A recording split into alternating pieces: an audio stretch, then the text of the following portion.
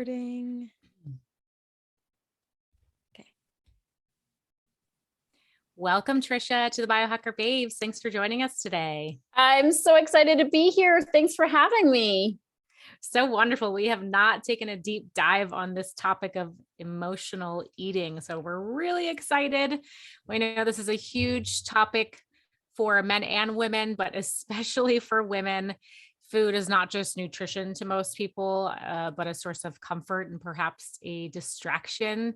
And Yes. I think it's probably fair to say that right now, when this episode comes out, not as a realist, but more of as a realist, not as a pessimist, I think it's fair to say that people have probably bailed on their New Year's resolutions. We are in February.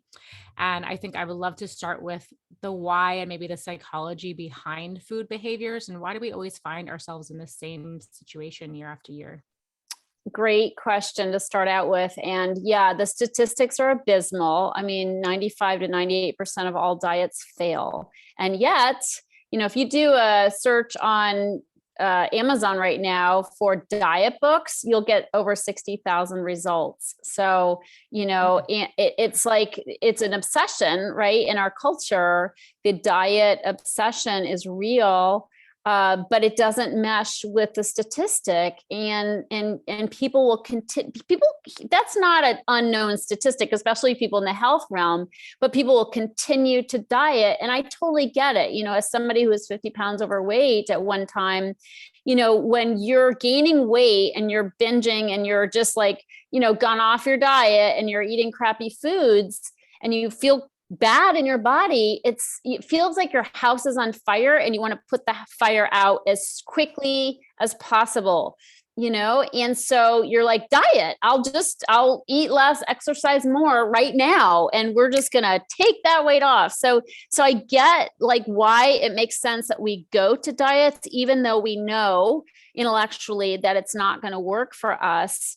And we do kind of have emotional eater amnesia, where we forget, that we've been on like 10 already, like 10 diets, 10 different, food programs, 10 different fads, we've done them, and yet we end up in the same place. So why is that? My experience is, it's really because we're not going deep enough. So we are dealing with the symptom, trying to treat the symptom instead of going to the root of the problem. And it will not work, And so we try to put our house, the fire out in our house, but we haven't dealt with why the fire got set in the first place. It's like, why did we gain this weight in the first place? What happened? And we can say, we let ourselves go, or, holidays came around and I kind of just went wild or whatever.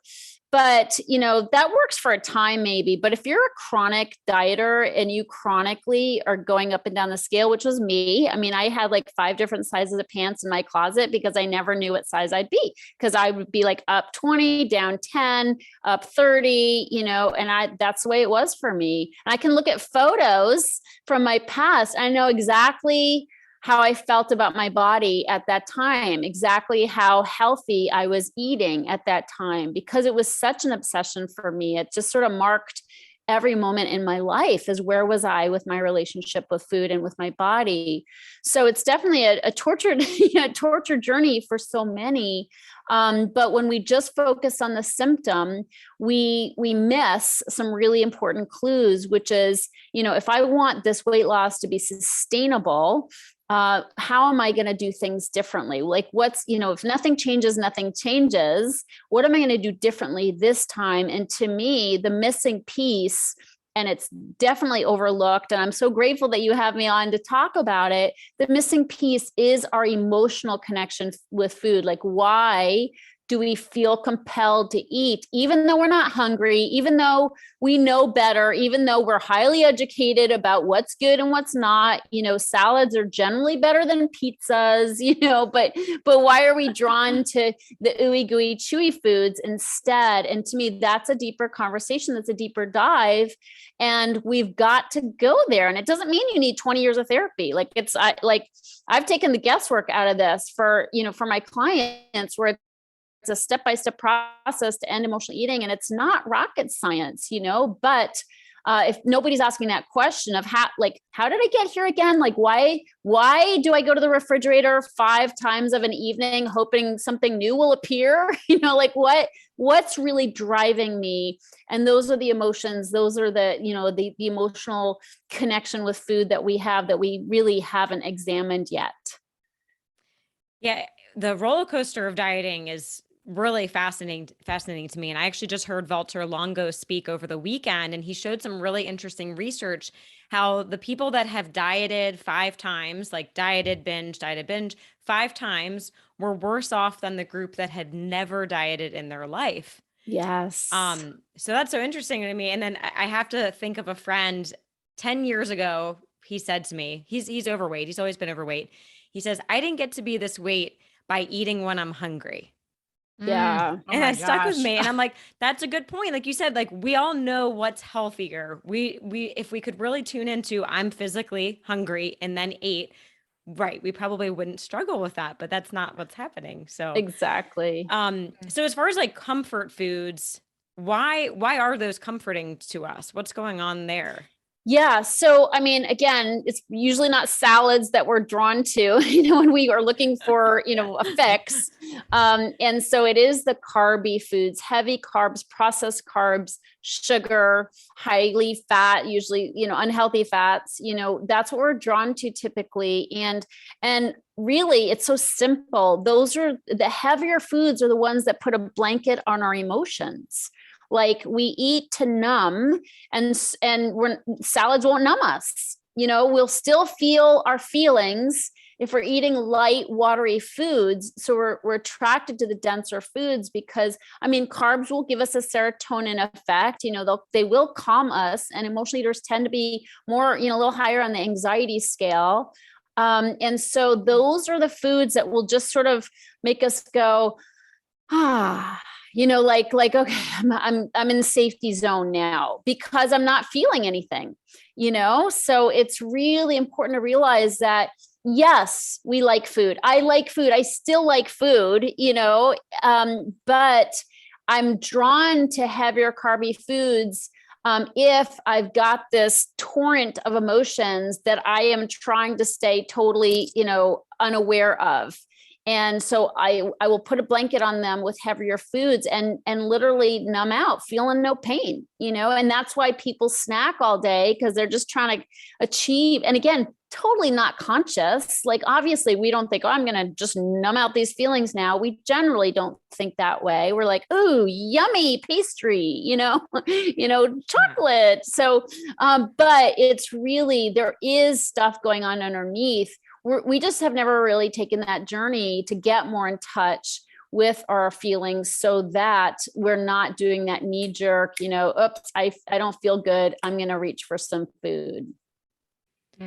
What about dopamine? Does that play a role? 100%, and that's why, I really feel like we're all hardwired to have an emotional connection with food. So I like to indict everybody and say, hey, look, we're all emotional eaters, like to some degree, because it's a natural, normal thing to want some comfort from food, to want to check out.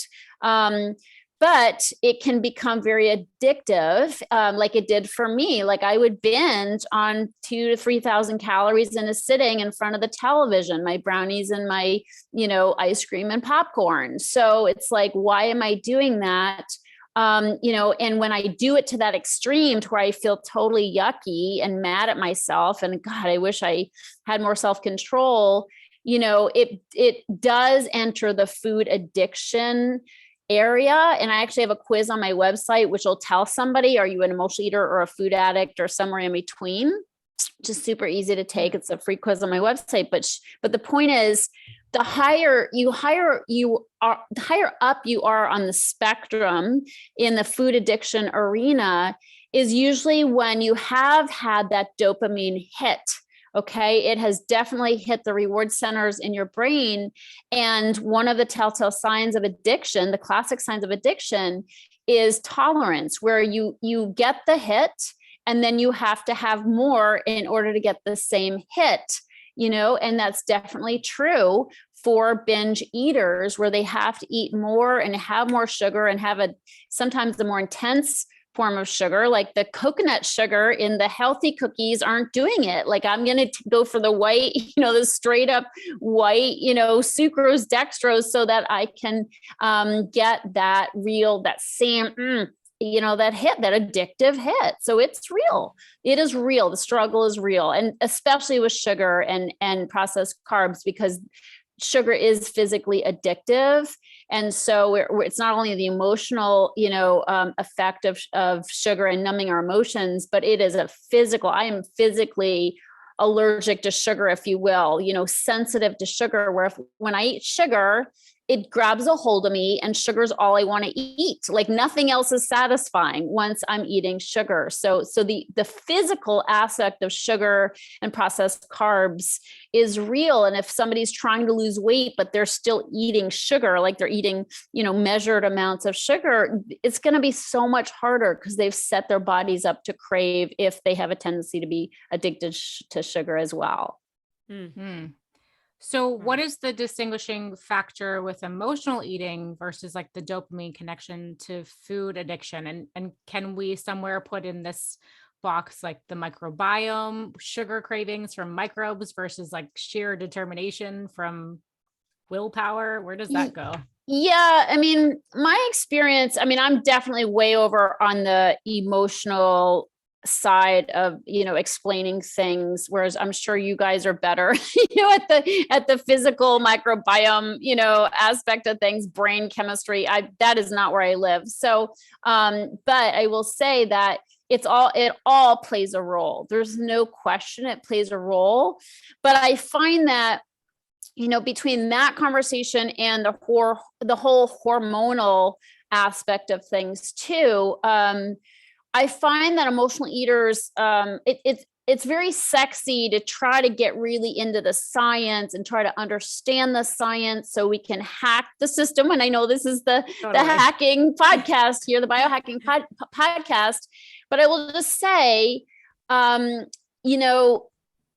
experience is emotional eaters they don't just binge on food, they binge on information, and they're so driven to understand the problem so they can have a sense of control over it.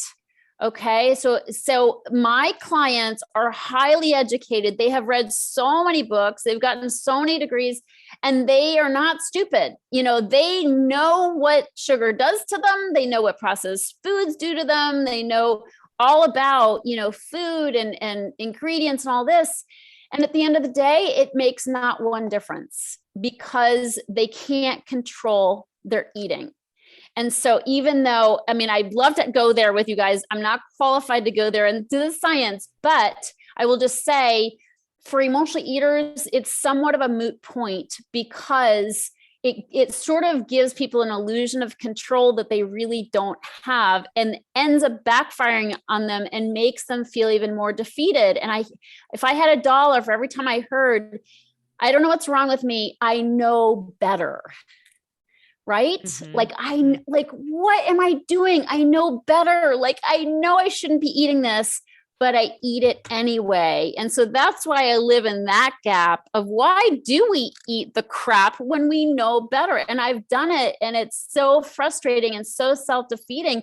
And especially for health coaches, it's such a disconnect, right? It's so incongruent with what we know and teach. You can be teaching your client how to eat and going and eating Doritos, right? And Ben and Jerry's and be like, oh my God, I'm such a terrible coach, So it's really important to dig into the emotional side of things and start really addressing that so that we can have more control in the end, but it's not through intellectual knowledge, in my experience.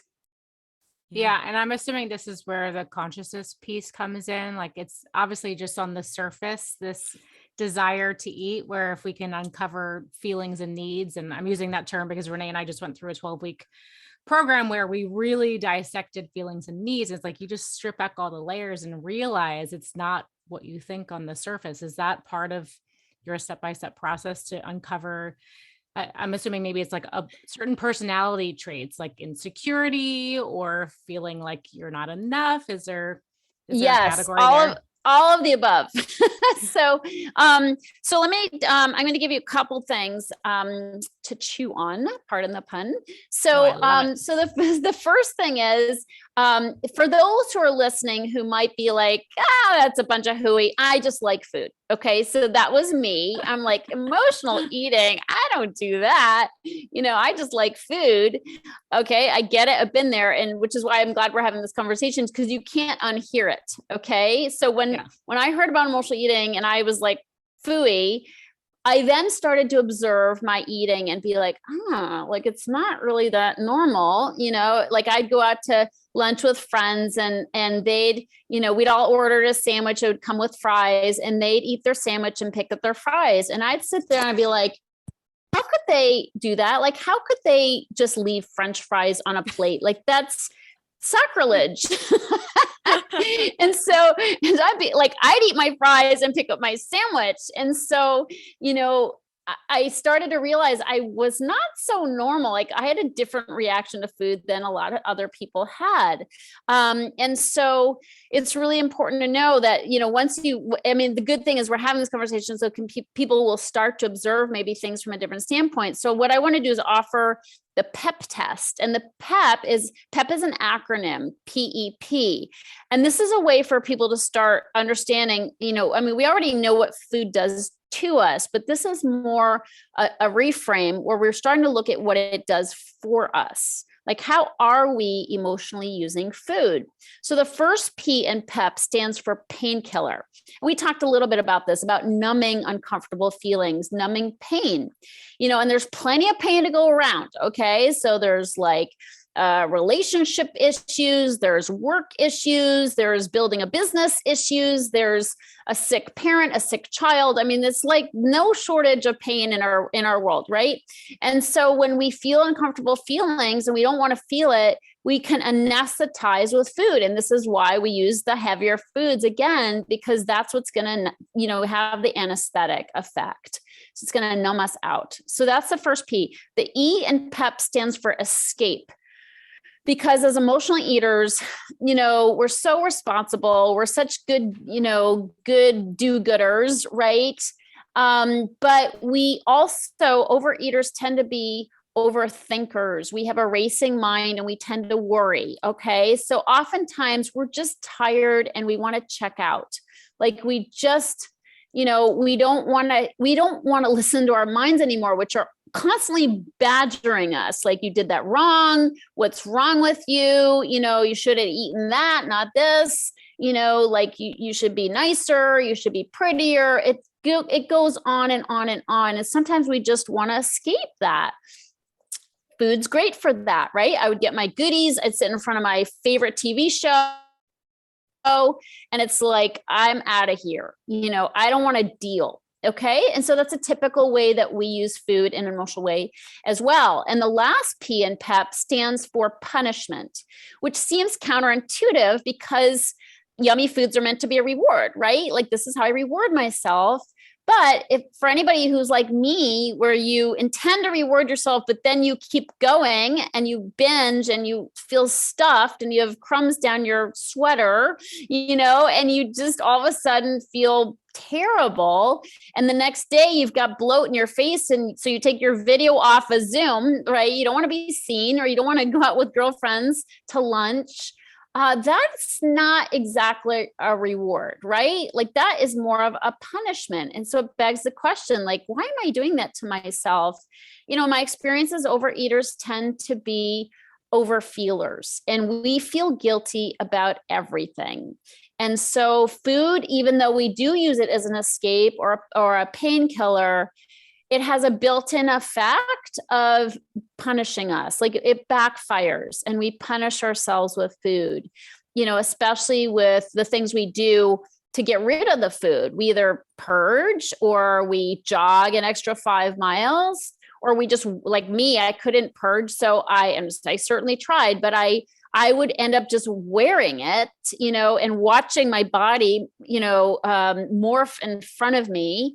And it was so awful, but I kind of like, I think had a hidden need to hurt myself. And so I was literally abusing myself with food. So to recap, the PEP stands for painkiller, escape, and punishment. And I like this little PEP test because for those who are like, that's not, I don't do that, but you can start observing, when you're going to the refrigerator a bunch of times, hoping for something that will give you that hit. It's like, ask yourself what's really going on. Like, is there something I'm just not comfortable about? Or is there something I'm replaying in my mind I'm trying to get away from?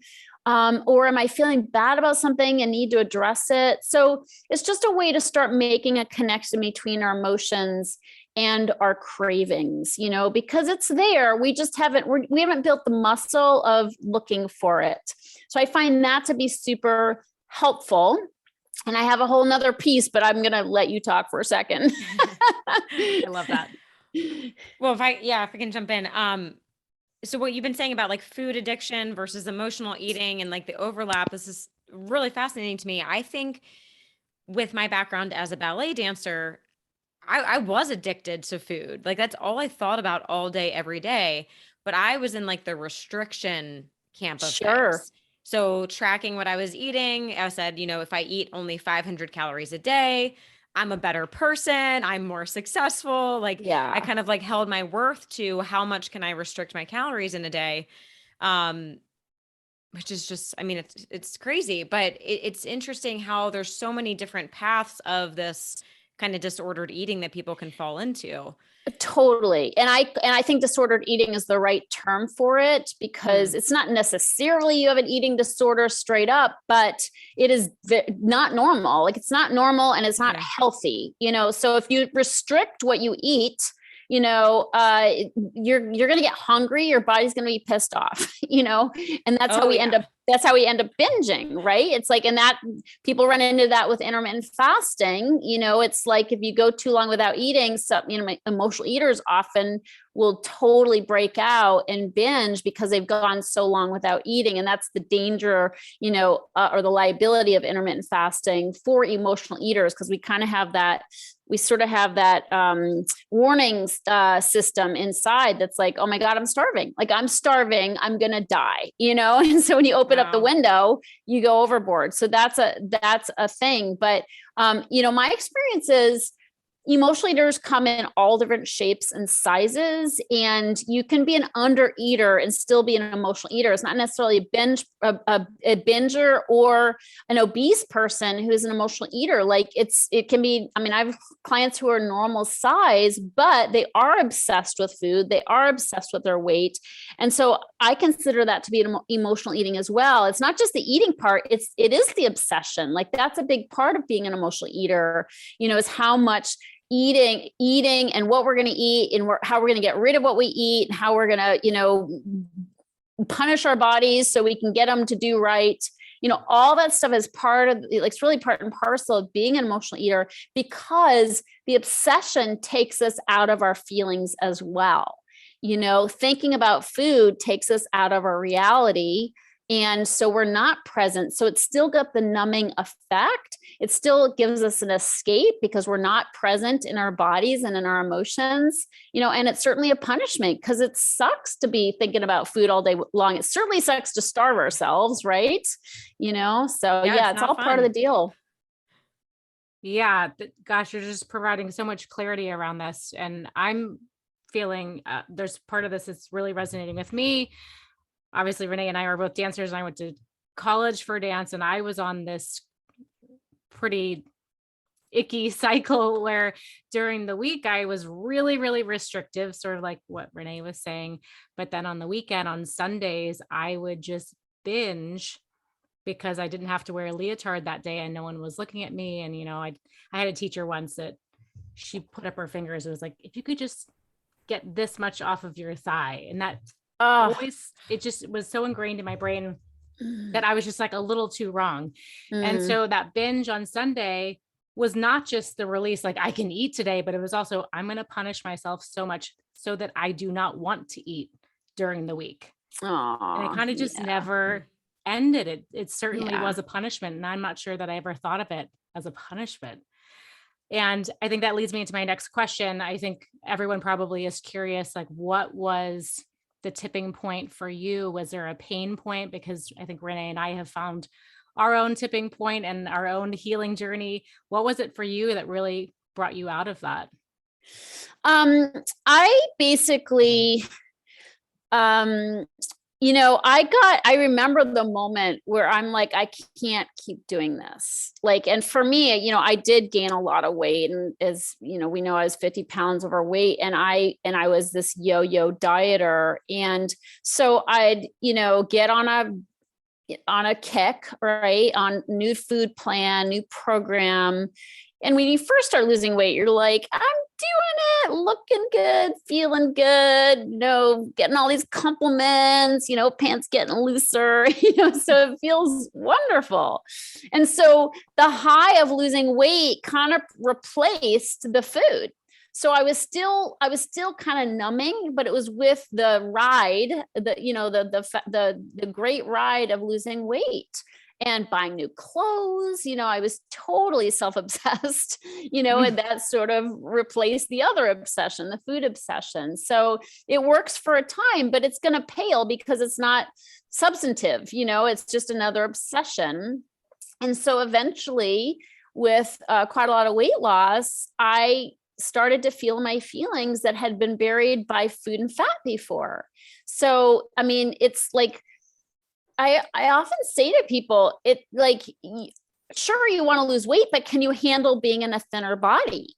Because what that means is you're going to have a bigger container of feelings. If you're not numbing out with food, and the excess weight, you're going to have more feelings. I promise you. Are you set up to do that? And again, this is why the diets fail, because when we take away our favorite foods, what we have left are feelings, and if we don't have new tools for addressing our feelings, we'll freak out and be like, I need my chocolate, that we'll just go right back to what we know.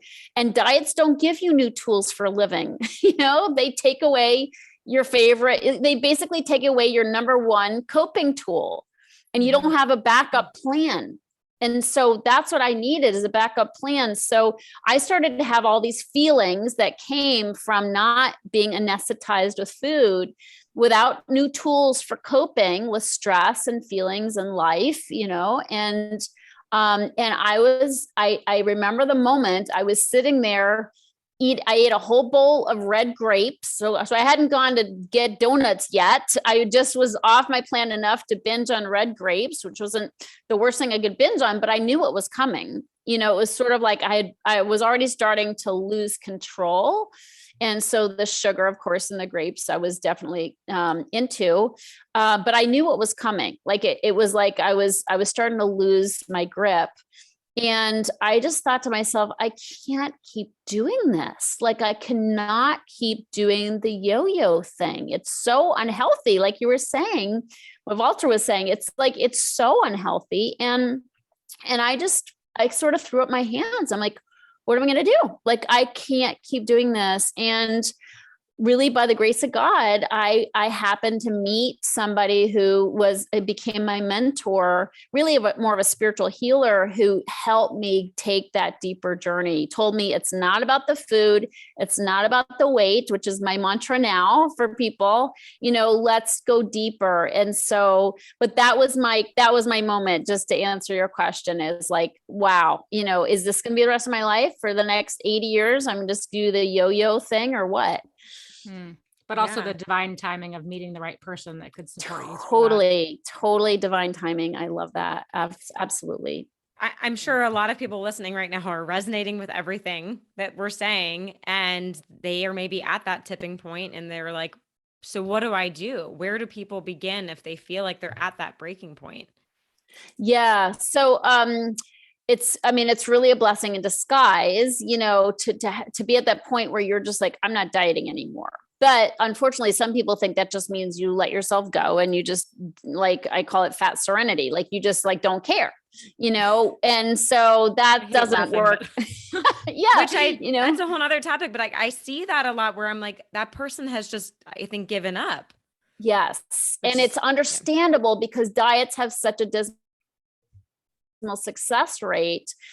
So if you are struggling with food and weight and you've failed like so many times, you just don't want to put yourself through it anymore. You're like, I can't bear the disappointment and the heartache of getting my hopes up and then going through the same darn cycle. And so I get it. And I mean, the beautiful thing is there is a solution that is a non-diet solution. So people think if I, like they have family members who want to help, and they're well-meaning, but their help usually comes in the form of telling them, essentially, when you boil it down, eat less and exercise more. Like, I know this doctor can help you, or I heard about this great plan. And in their mind, it's like, no, I've done it. I have done all of it.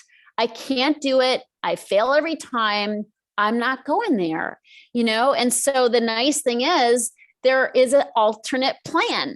Okay. And that is to address emotional eating, because if people aren't emotionally eating, the weight loss it just comes, and you don't have to focus on it. You don't have to make that your goal. If you focus on self-care and addressing the underlying causes, and dealing with stress, which has to happen.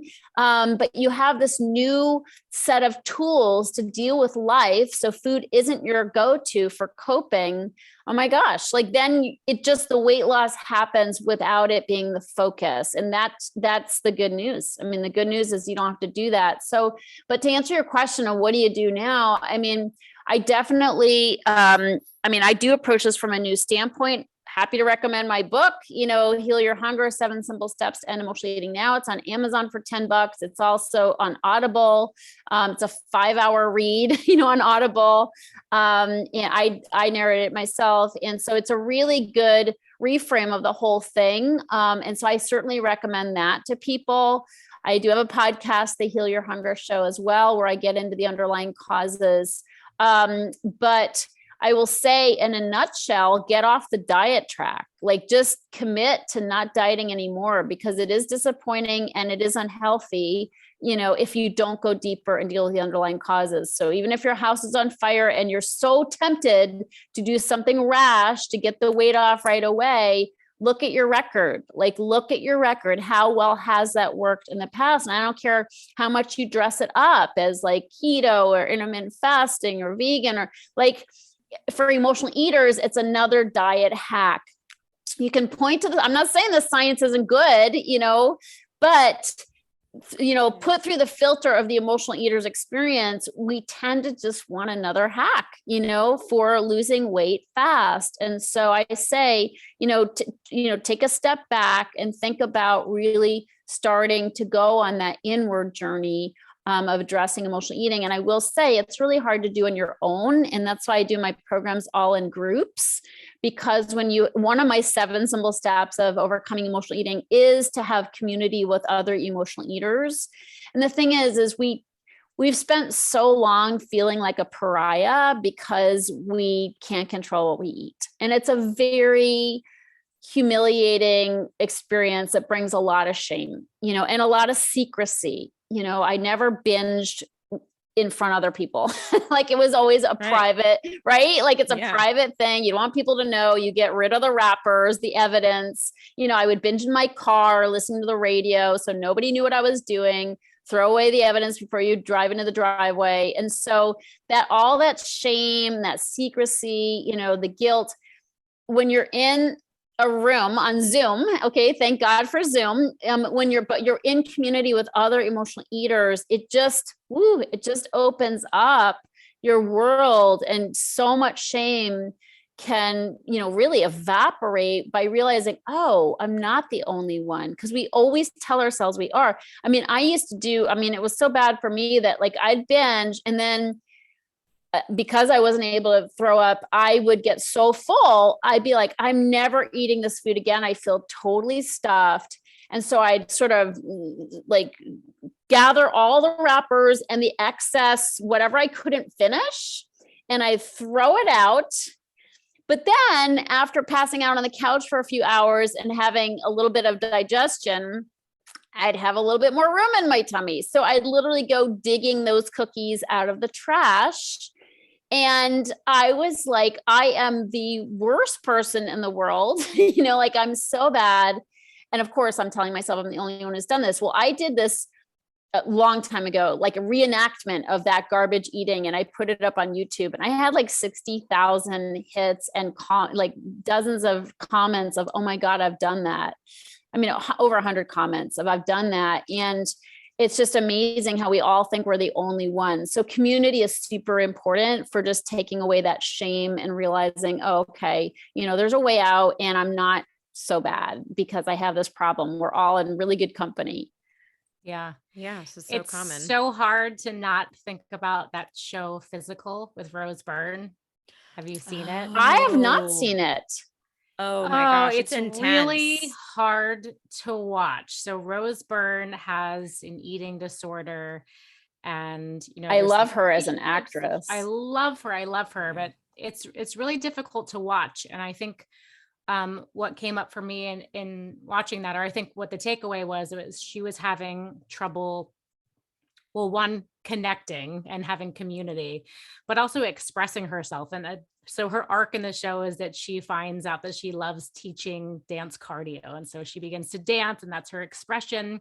Yeah. I remember, so I have my little notebook from the last time I heard you speak. Okay.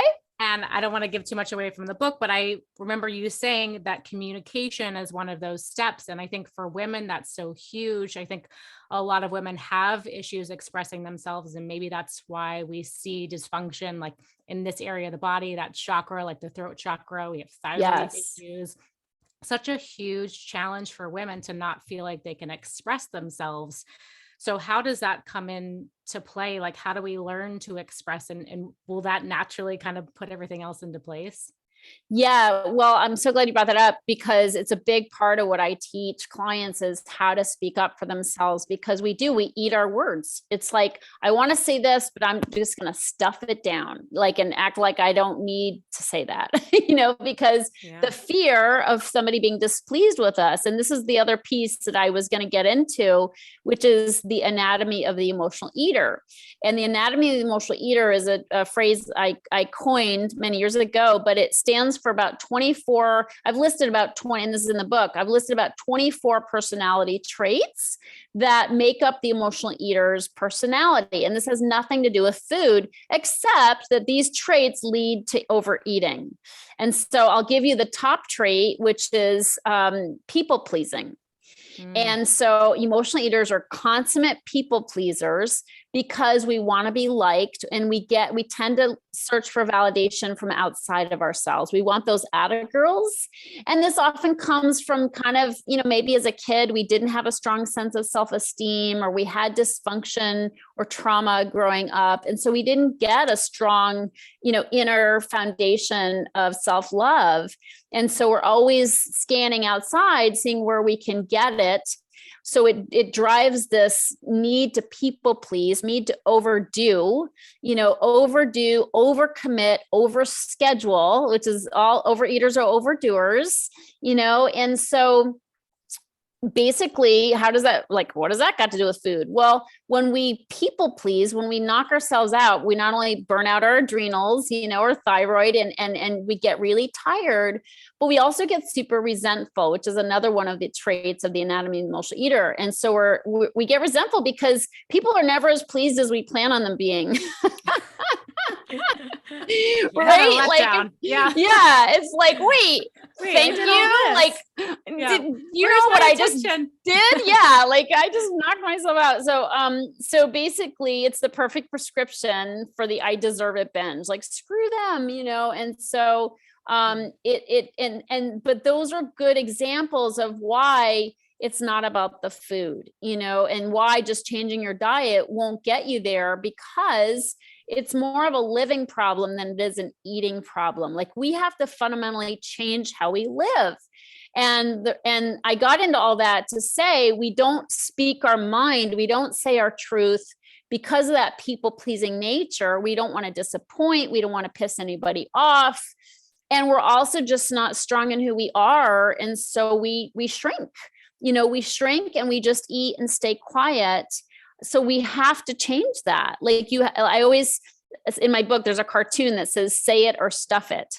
It's like, it's one or the other. Like, we have to take the risk of saying how we feel. And I literally teach people how to do that, because if you've never done it, you don't know how to do it, And so it's like easy to say, speak up. But, when you've been quiet for so long and self-monitoring all the time and editing everything, you have to learn how to speak up and practice how to speak up. But absolutely, it is such a vital part of the healing journey to step into who you are, and say, like, just stand flat footed and say, this is me and this is how I feel. And there's another saying, which is, say what you mean what you say, but don't say it mean. So sometimes when we've been quiet for so long, when we do speak up, it comes out like a fire hose, Watch out. right?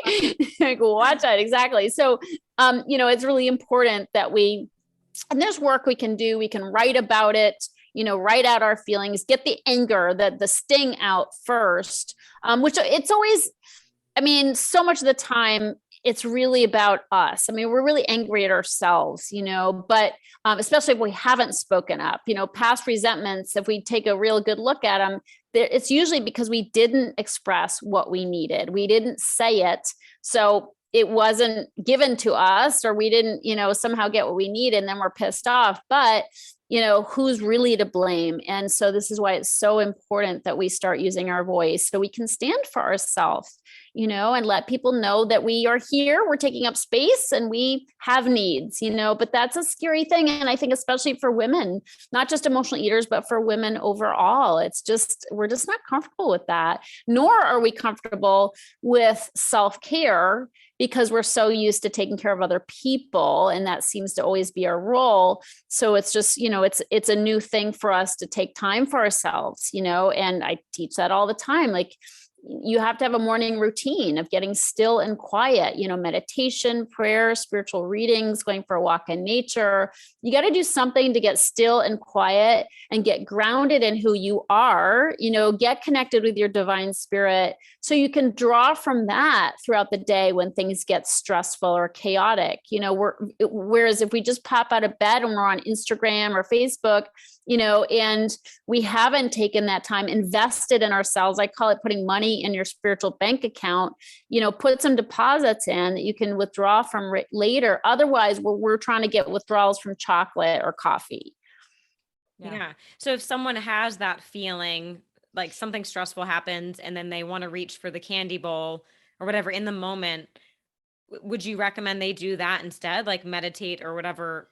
Yeah. Although, when our hand's in the candy bowl, it's too late. Okay. So it's really hard to take the can out of the candy bowl. It's a good idea. Of course you should, but you got to have that bank account built up first. Exactly. And that's what's so important, is in the moment when we're face to face with the donut, it's really hard. The craving is strong and it's hard to say no, but that's why, really making it a thing to have a morning ritual where you are nurturing yourself and really feeding your deeper hunger, right? Because it's not donuts or, candy that we're hungry for. It really is a deeper hunger for connection with our own spirit, for just a sense of order and peace. That's what we're craving. And so we have to really set up our day and give that to ourselves so we feel more nourished throughout the day. It doesn't mean we're not going to feel stress. It doesn't mean we're not going to have temptation, but we have a better chance of saying no if we have put money in our spiritual bank account. Mm-hmm. Yeah, it makes sense. I remember I heard Dave Asprey say something about willpower, how, if you did, like, you meditated that morning, you grounded that morning, it's like, you're not relying on that willpower, because by the end of the day, the willpower is totally out the window. Totally. But you have that spiritual bank account to draw from. That's exactly. Awesome. Makes a lot of sense. I have a question about the addictive side. Like, if you are going back for that dopamine hit, like for you said you were able to transfer that obsession to like buying new clothes. Yeah. I've worked with clients that end up confessing that they don't want to lose weight because they don't want to have to buy new clothes, because that is the financial expense. And I don't know if that's an excuse. Of course it's an excuse, but, do you find that the addiction will just kind of transfer over if you are able to overcome that? Like, can we actually heal an addictive behavior or tendency? Yes, absolutely. I mean, I believe you can, but it takes a lot of diligence and a lot of work, So it is, addictions are like a whack-a-mole, because it's in my feeling, I have a totally addictive personality. My feeling is like, why stop at one? Like, and if it feels good, why not do it more? So I've been addicted to many things, but as I get more conscious and realize what I'm doing, I've let go of a lot of things, and I've let go of needing to use those things. Again, the PEP, the painkiller, escape, and punishment, it works for anything. That same drive can be used, applied to any other kind of addictive habit as well. So getting hip to the motivation, getting hip to the idea of, I don't want to feel right now, I'm going to just bury myself. And some people are like, I know what I'm doing it anyway, and I understand that as well. Although again, if you do the deeper work, you'll have more self-care and more self-love to where you don't want to do it anyway. Like, it can literally heal your craving, because it'll hurt to hurt yourself. When you still have a lot of negative thoughts and feelings about yourself that you've buried, it's really hard to want to do better for yourself. But when you do that work, you come to want to treat your body with respect. It's like, I call it weight loss from the inside out. When you want to do good for your body, then salads aren't a punishment. It's like you crave salads. You want more light, watery foods because you want to treat your body with respect, and you want to feel good about your food choices. So there's a big shift when you clear out the stuff that you're burdened with, the emotional baggage. It's like, it's really beautiful where you're like, no, I want something that feels good, that I feel good about later. It's a big difference between eating something that feels good and eating something that makes you feel good about yourself. Right? Yeah, totally. I mean, I love salads, and I feel like meditation helped me to love salads. I know it sounds silly, and I'm not sure that I would have been able to explain it before, but meditation was my gateway out of those compulsive, obsessive thoughts. It was a way to calm my mind and redirect my attention. And for me, it was like, I was never overweight, but I did have that obsessive behavior, and that was a game changer, being able to calm down that inner. Well, yeah. And because you built that muscle of being able to be with you. Yeah. Right. Mm-hmm. And that's what meditation does. I mean, people say, oh, I can't meditate, my mind's too busy. Well, that's kind of the point, it's like, and if you expect to have your mind not busy when you're meditating, get over it, because your mind will still be busy, but it might go from 50,000 miles an hour to 10,000 miles an hour. And that's a major improvement. Go with it, And totally. So we tend to judge our meditation and think, oh, I'm not doing it right, so we don't do it. But it's no, if you're sitting down and being quiet, that is a rare thing, and it will enable you to just be more relaxed and be with you. And there's so much of the reason why we're looking for something to distract ourselves is because we haven't built the muscle of just being, and being with our feelings. And that's it. It's so incredibly valuable, so it's like the meditation helped you just be with you. And so you didn't need to distract and constantly looking for something to, run away from yourself with. Yeah. Yeah. I mean, I personally went from, restricting food to I was addicted to alcohol, and then caffeine, and then I was addicted to exercise. Well, I never stop really at one. Yeah. But I never thought about it until now that my meditation practice does kind of line up with when that started improving. I think I just getting out of that sympathetic state 24/7, and you're right, sitting with yourself, being okay with who you are. Yeah. You stop looking for all those distractions. Totally. Yeah. It's so hard. And I think that's, as biohackers, we love that there's new technology. I know you're not much of a data tech person, but there's a lot of resources to help people with meditation. Because I think if you are of that personality that will easily just have guilt and beat yourself up, meditation can feel a little discouraging. But I love something that Renee and I learned recently. When you're meditating, you can congratulate yourself for coming back. When you catch your thoughts kind of wandering, you congratulate like your inner cheerleader is like, yes, I came back. Because it's totally human for your thoughts to wander. And there's some really cool tech out there that's able to help, bolster that practice, because it's hard. It is so hard. And I like insight timer and the gong, and like, you got to kind of make it a little bit more fun. Oh, tell us more. What do you use? How do you I use insight timer, and you can set it to where it gives you a little gong, and you can pick your gongs. And so at the beginning of my meditation I do transcendental meditation. So at the beginning, it's like it gongs, and then 20 minutes later it gongs again. And Insight Timer does have a ton of guided meditations as well. I mean, I like the practice of really getting it, like really being quiet with a mantra, because it's hard, but it's an amazing discipline, for your brain, your monkey mind.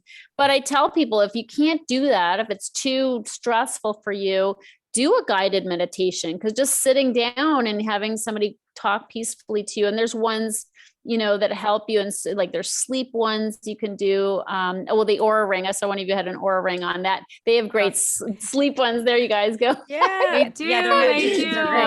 They've got amazing sleep stuff. So all that stuff, it's all good. It all will help. Bringing stress down is so important, in this day and age. So, but that's the one. I mean, there's a Calm app as well. I mean, there's lots of different things people can use, but if it makes it a little more fun, makes you want to do, it's sort of like drinking water. If you get a really cool glass, or mug, you might drink more water. It's like whatever it takes, right? Yeah. Get the right gong sound and you're in. Yeah, exactly. Yeah. I think we can use technology to our advantage to optimize that. So you bet.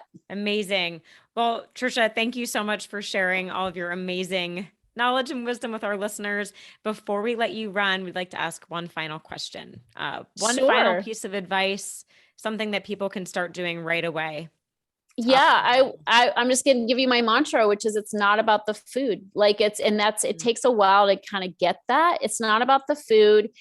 And I'd love to recommend my free quiz to find out where you are on the emotional eating spectrum. It's a great place to start as well, is find out where you're on the spectrum. It's at healyourhunger.com. And then you kind of know, like, I give you steps from there, depending on your personalized score.